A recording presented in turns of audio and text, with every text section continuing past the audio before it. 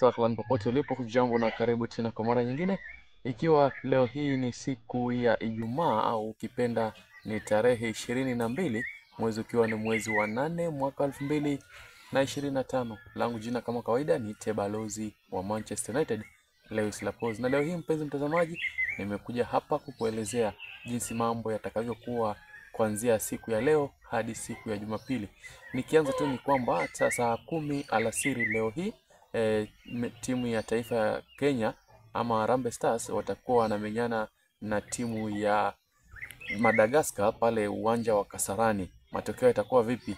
Wana Kenya ama wana Harambee Stars wataendelea kuwa na ushindi ule ule waliokuwa kuanzia mwanzo au matokeo yatakuwa vipi?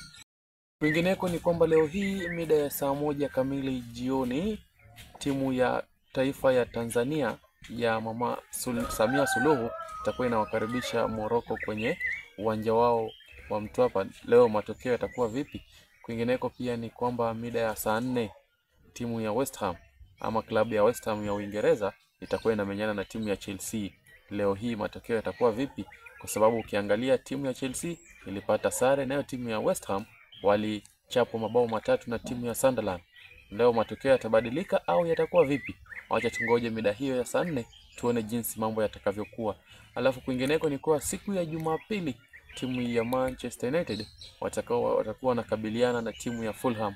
Kumbuka kwamba mechi ya Manchester United ya kwanza kulikuwa na walishindwa bao 1-0 na timu ya Arsenal, lakini timu hiyo ya Manchester United walionyesha ukakamavu wa aina ya juu. Kwa hivyo tuna matumaini kwamba wataendelea na matokeo hayo na watapata ushindi dhidi ya Fulham siku hiyo ya Jumapili.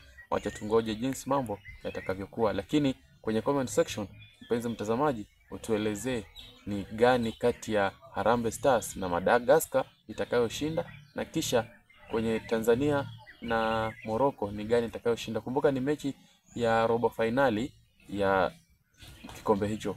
Kwa hivyo tunakutegea kwenye comment section utuelezee jinsi mambo yatakavyokuwa. Nimesema ninaitwa Balozi wa Manchester United, Lewis Laporte.